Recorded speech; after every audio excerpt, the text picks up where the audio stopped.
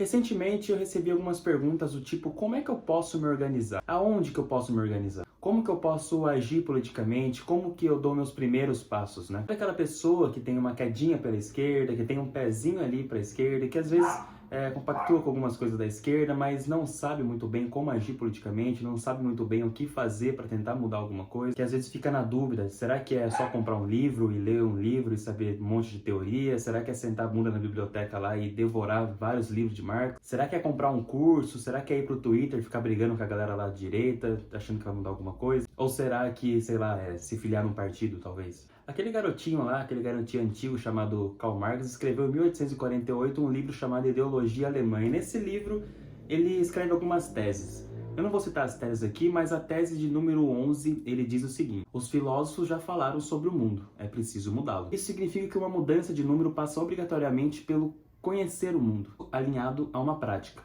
Muito importante lembrar disso. Vocês têm que ter em mente que apenas ler, sentar lá na biblioteca, ter a bunda na cadeira, ficar a tarde toda lá, pesquisar na internet, saber de todas as revoluções, devorar Karl Marx, vocês têm que entender que isso não é o suficiente. Isso é puro academicismo. Isso não vai servir para absolutamente nada se você não tiver uma ação, uma prática. Isso serve também ao contrário. Se você, sei lá, não saber nada de teoria e chegar lá querendo mudar o mundo, eu vou mudar o mundo, vamos lá, pô, sair na rua, bater soco, queimar pneu, e você não saber nada de teoria, também perder tempo.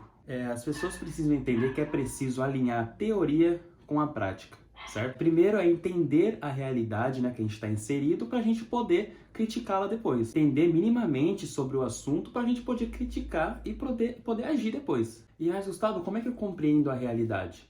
Estudando. Você pode estudar.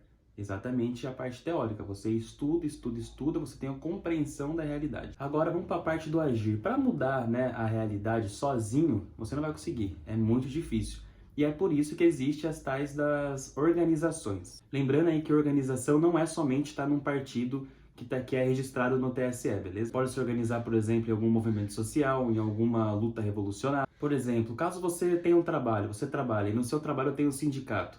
Entre em contato com o seu sindicato. Se una com o seu sindicato. Você está vendo que o seu sindicato está sendo um cuzão com os trabalhadores da sua empresa, está deixando todo mundo na merda. Vai lá, critique o seu sindicato. Converse com os trabalhadores, vão todo mundo na porta do sindicato. Lute com o seu sindicato.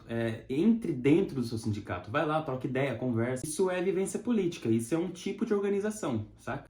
Eu sou mulher e sinto presentemente todos os dias o preconceito de gênero. Procure uma organização de mulheres, lute junto pelos direitos das mulheres. Temos aí a organização o Movimento Olga Benário, por exemplo, que luta pelos direitos das mulheres. Sou LGBTQIA+, e sinto que eu preciso colocar para fora toda essa raiva que eu tenho, que está acontecendo. O Brasil é um dos países que mais mata as pessoas trans, mais agride pessoas que são gays, etc. Vai lá, se organize, tem organizações para isso. Não sei, eu sou estudante e sinto que minha escola está sendo sucateada.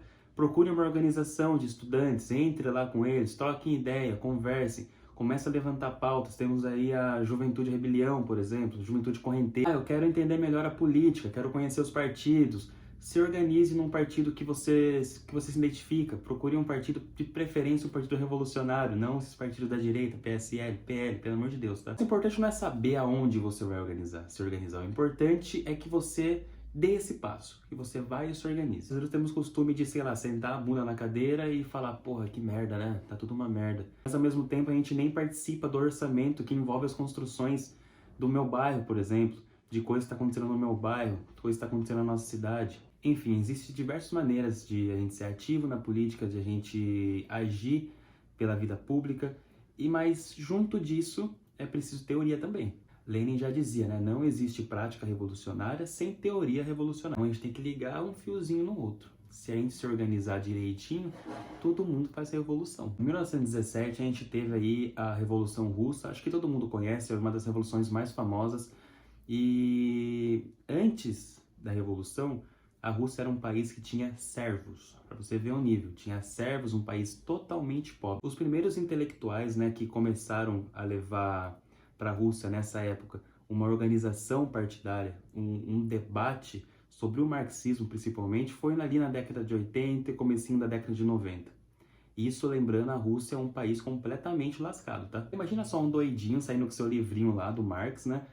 Tentando conversar com o povo russo, um povo lascado, sem esperança. Chegava lá e falava assim: meu irmão, você tá ligado que daqui a 40 anos a gente vai ter uma revolução socialista e daqui a 60 anos a gente vai estar lançando foguete pro céu e sendo a segunda maior potência mundial? Tinha muita gente que olhava pra esse doidinho e falava: esse cara tá viajando, esse cara tá ficando doido, tá fumando droga. Tinha pessoas que ria, que tirava onda, né? E mesmo assim o doidinho tava lá fazendo o seu trabalho. O que aconteceu? Fez a revolução, foi instaurado o socialismo, segunda maior potência mundial, lançou o primeiro foguete, lançou o primeiro homem, primeiro ser vivo. Então, gente, a gente faz um trabalho hoje para a construção de um amanhã, sabe? A China, na década de 20 até 40, não era só mais um país pobre. A China era o país mais pobre do mundo. Era o mais pobre, tava lá, os países mais pobres. China, o mais lascado. Ano passado, 2022, a China venceu a pobreza extrema. Erradicou a pobreza extrema. Algo aconteceu. E digo mais, China, segunda maior economia do mundo. Algo aconteceu. Algo ali na China foi feito. Algo ali na Rússia foi feito. Organização e socialismo. Hoje, por exemplo, aqui no Brasil, a gente é um país da periferia do capitalismo. A gente não é 100% soberano, a gente tem muita coisa aí atrelada aos Estados Unidos. Muita gente passando fome, muita gente sem educação básica, muita gente fazendo fila para pegar ossos, resto de comida para poder se alimentar, muita gente sem saneamento básico. E eu tô aqui fazendo o mesmo papel do doidinho lá na Rússia antigamente, fazendo um vídeo para vocês, falando para vocês se organizarem para daqui a 40 anos tudo isso ser apenas passado. Para daqui a 40 anos não ter mais pessoas passando fome, para daqui a 40 anos todo mundo ter um saneamento básico, todo mundo ter casa, ninguém mais morar embaixo de ponte. E eu sei também que vai ter gente que vai estar dando risada, que vai falar: meu Deus, isso é impossível, caralho, o Gustavo tá viajando, o Gustavo tá falando merda. Tudo bem, vocês podem pensar o que vocês quiserem, mas o meu trabalho está sendo feito para a construção de um amanhã decente. Não eram todos os russos que achavam que a União Soviética ia chegar aonde chegou, na maior potência, na segunda maior potência. Não eram todos os chineses que achavam que hoje a China ia virar a segunda maior potência mundial. E virou, algo foi feito. Para os países mais pobres, para os países que eram da periferia do capitalismo, houve revolução, houve organização. Ah, Gustavo, mas você fala como se esse regime fosse perfeito, como se tudo desse certo, todo mundo fosse feliz. Lógico que não, gente, claro que não. Teve erros, teve diversos erros, mas teve diversos acertos, porque é um governo regido pelo povo, não por uma minoria que é bilionária, entende? Então, assim, o pior socialismo é melhor, é muito melhor do que o melhor capitalismo, certo?